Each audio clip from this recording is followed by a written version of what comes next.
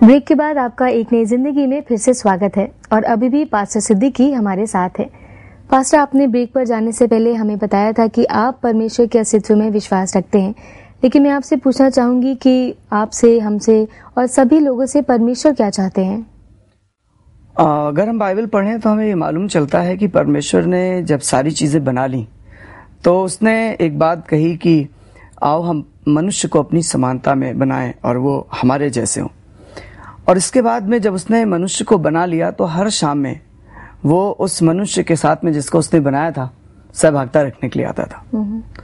हम जब हमारे अपने बच्चे होते हैं जो हमसे पैदा होते हैं, हम ज्यादा से ज्यादा समय चाहते हैं कि उनके साथ गुजारें, वो हमारे साथ में समय गुजारें। और दूसरी बात यह है कि परमेश्वर ये चाहता है, बाइबल बताती है कि वो ये चाहता है कि सब मनुष्यों का उद्धार हो और वो सत्य को भली भांति जाने। और आपने हमें बताया कि परमेश्वर के अस्तित्व के बारे में और हमें उस पर विश्वास क्यों रखना चाहिए, क्यों उसे जानना चाहिए।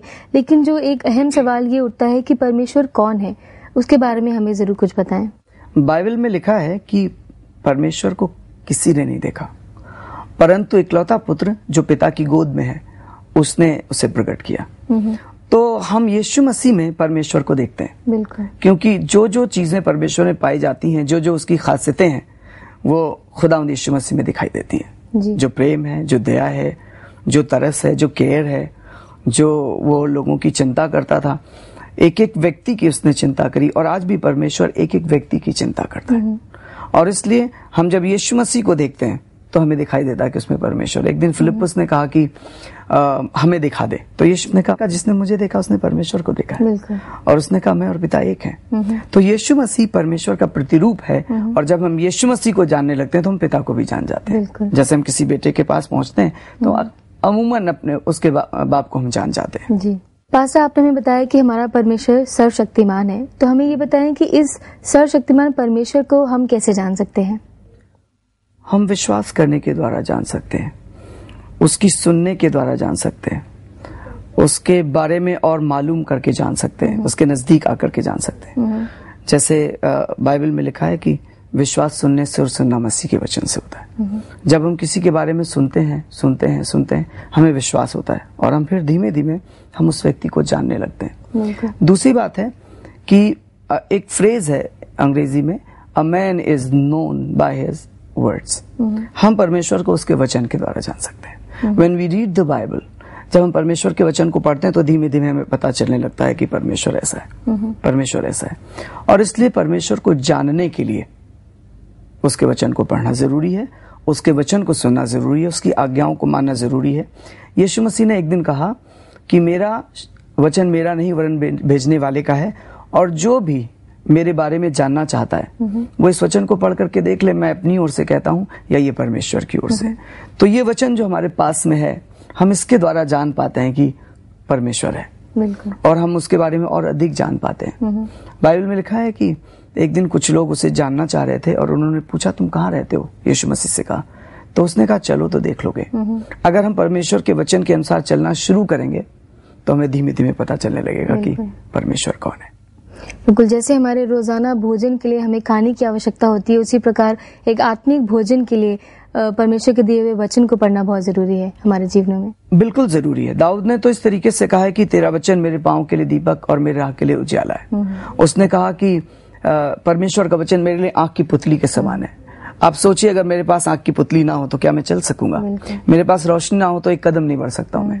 और इसलिए सबसे ज्यादा जरूरी जो है वो परमेश्वर का वचन है। और इसलिए दाऊद ने कहा कि मैंने तेरे वचन को अपने हृदय में रख छोड़ा है। आप ये सोचिए कि दिल में रखने की बात, दिल में कोई भी चीज होती दिल पंप करके सारी जगह पहुंचा देता। उसको ये मालूम था कि इतना जरूरी है, अगर मैंने इसको अपने दिल में रख लिया तो ये मेरे अंग अंग में पहुंच जाएगा। जैसे ब्लड सर्कुलेट करता है जब हार्ट पंप करता है। और इसलिए उसे महत्वपूर्णता मालूम थी परमेश्वर के वचन की, और इसलिए उसने कहा कि मैंने तेरे वचन को अपने हृदय में रख छोड़ा। आपका बहुत बहुत धन्यवाद। आप हमारे स्टूडियो में आए, आपने हमें इतनी सारी बातें परमेश्वर के बारे में, परमेश्वर के अस्तित्व के बारे में बताई। लेकिन ये वक्त है जब हम चाहेंगे कि आप हमारे दर्शकों के लिए प्रार्थना जरूर करें। बहुत बहुत धन्यवाद। आपने ये मौका भी हमें दिया कि हम यहाँ आ सके और आपसे ऐसी बातें कर सके जो परमेश्वर ने मेरे जीवन में प्रकट करी हैं, और मैं परमेश्वर का धन्यवाद करता हूँ। आइए प्रार्थना करें। हमसे प्यार करने वाले प्रभु यीशु मसीह, हम आपका धन्यवाद करते हैं खुदावंद हम आपके शुक्रगुजार हैं इस बात के लिए कि जब हम आपको जानते हैं तो हम आज़ाद हो जाते हैं। हम जब जानते हैं खुदावंद आपके कलाम में लिखा है कि तुम सच्चाई से वाकिफ होगे और सच्चाई तुमको आज़ाद करेगी, और अगर बेटा तुम्हें आज़ाद करेगा तो तुम हकीकत में आज़ाद हो जाओगे।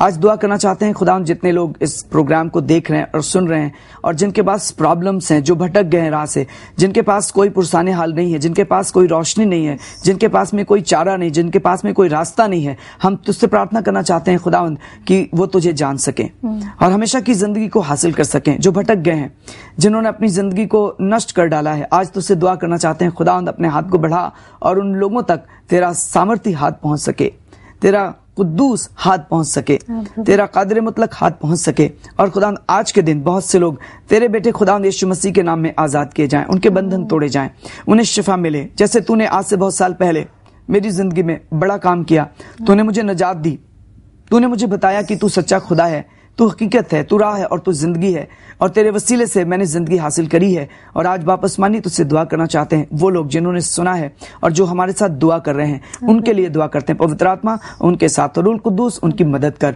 और उन्हें उस अंधकार से जिसमें आज वो भटक रहे हैं, जिनमें आज उनके पांव ठोकर खाते हैं, आज प्रार्थना करना चाहते हैं उनमें से वो निकल सकें और तुझको जान सकें, तुझकी तेरी जिंदगी को समझ सकें, तेरे नजदीकी में आ सकें और खुदा वो उस आजादी को जो तुझसे हमें मिलती है पा सकें, समझदार बन सकें, उनके निर्बुद्धि मन में अंधेरा हट सके और उजाला आ सके।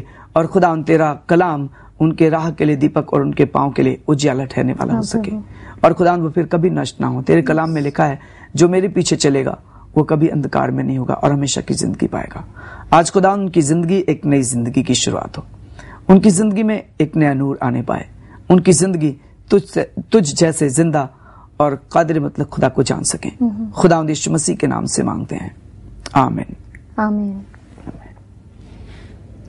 पास्टर आपका बहुत बहुत धन्यवाद। एक बार फिर आपने समय निकाला हमसे बातचीत करने के लिए और हमें परमेश्वर के बारे में, परमेश्वर के वचन के बारे में इतनी महत्वपूर्ण बातें बताई। हम भी बहुत धन्यवाद करते हैं इस बात के लिए कि आपने मौका दिया कि हम आपके स्टूडियो आ सके, आपके इस प्रोग्राम में आ सके। और मैं परमेश्वर का बहुत धन्यवाद करता हूँ। परमेश्वर आपको और ज्यादा इस्तेमाल करे। May the Lord bless you. Thank you. आज आपने देखा कि सिमाला के मन में उठ रहे सवालों का जवाब उसको यीशु में मिला। यीशु को जानकर जीवन में एक अलग ही शांति का अनुभव होता है। और पास्टर सिद्दीकी की बातों से शायद आपको परमेश्वर की सच्चाई का एहसास हुआ होगा। आज मैं आपको बाइबल की एक बात बताना चाहती हूँ जो मैंने ली है 1 कुरिन्थियों उसकी 1 बाब और 9 आयत से, जहाँ लिखा है, परमेश्वर सच्चा है जिसने तुमको अपने पुत्र हमारे प्रभु यीशु मसीह की संगति में बुलाया है। दोस्तों, आज हमारे कार्यक्रम का समय यहीं समाप्त होता है। हम आपसे कल फिर मिलेंगे इसी वक्त इसी चैनल पर एक नई जिंदगी में। नमस्कार। अंधकार हर ले ज्योतिर्मय कर दे, प्रेम गीत में क्षमा की लय पर एकता का स्वर दे, जय